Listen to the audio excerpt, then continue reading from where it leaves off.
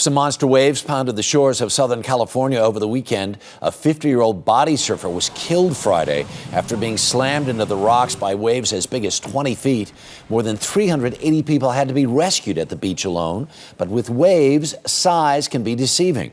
Here to explain is our consumer correspondent, Susan Koeppen. Good morning. Good morning, Harry. Just by looking at them, big waves can seem dangerous, but even small waves can be a hazard to you and your family. This is a practice drill for lifeguards in Ocean City, Maryland.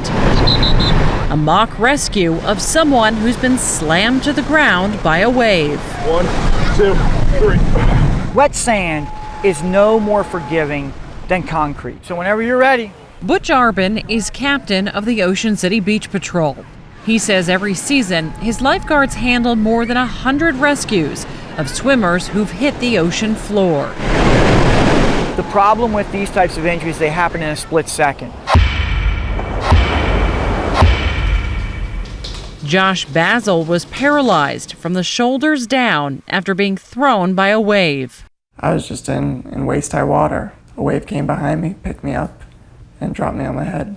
And did you instantly know that something was wrong? I really didn't have any pain, but when I started to try to turn, I couldn't.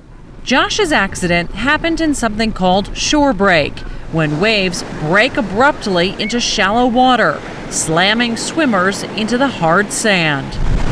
The United States Life-Saving Association calls shorebreak an international problem, causing debilitating injuries, even death. Sandy Beach in Hawaii is notorious for shorebreak, but experts say even small waves can be dangerous. The day we were taping our story in Ocean City, a young girl was injured after being hit by a wave. Lifeguards here use real-life rescues like this one to educate beachgoers about the danger.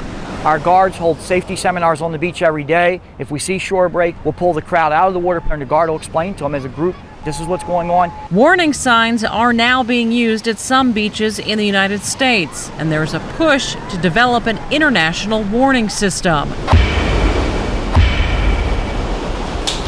Josh Basil says he spent his whole life going to the beach, but never realized just how hazardous waves can be. My accident occurred because I let my guard down.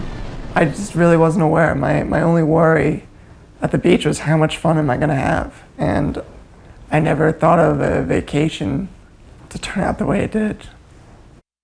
To protect yourself, experts say you should never turn your back to the waves, never dive into the bottom of oncoming waves, and if you start to get tossed around, try to put your arms out in front of you to protect your head and neck. A broken arm is much better than a broken neck, Harry. Well, you got that right. Good story. Thanks, Susan.